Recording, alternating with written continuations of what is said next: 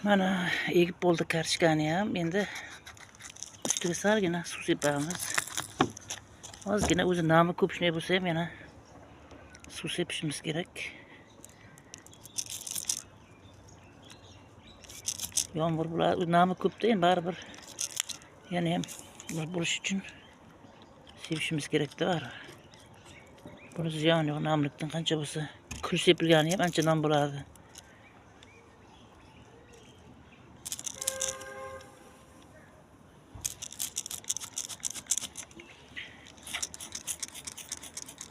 Bular hozirgi narsalar hammasi buzuq chiqadi buning uchun.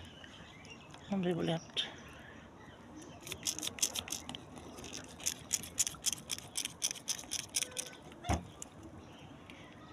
Kartoshkaga qancha o'g'it solinsa shuncha katta bo'ladi. Yumshoq joyda yaxshi ko'radi kartoshka. Qattiq joyga piyoz yaxshi bo'ladi. Oldin agratga ekardik. Agratimiz hozir boqib ketdi. 5 tonnalab kartoshka olardik. Endi buni bir sinab ko'ray deb istimda. Mana qoplar hammasi. Bu yoqda 5 ta, bu yoqda 10 ta, jami 15 ta qopga bu yil sinab ko'ramiz. Mana o'tning joyi chirindi joylar bu yillar. Chirindi bilan shu begomi solindi-da. Hammasi suv sepib chiqsam mana shunaqa qilib. Tagim begomis bo'ldi, usti ham. Buni nasib bo'lsa pishgandan keyin ham ko'rsataman endi. Mana ko'ramiz, qopga qanday bo'lar ekan.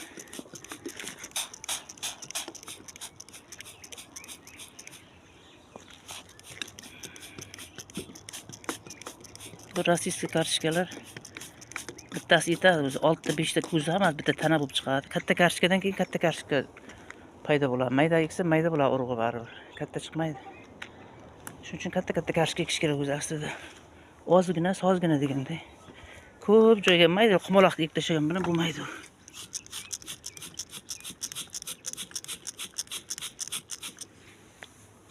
Bu kartoshka ekishlar mendan qolgan o'zi. Hammasini egib faqat qopga egib ko'rganim yo'q o'zim lekin.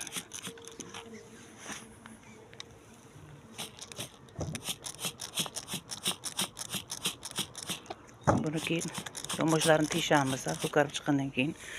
Agar juda sovuq bo'lib muzlaydigan darajaga borib bersa, klenk olib tashlaymiz. O'zi mana 1-mart kuni ekildi, bahorning 1-kuni. Kartoshkani vegetativ davri va rossiyskiy kartoshkalar ko'p. 90 kunlik emas, 70 kun shunday.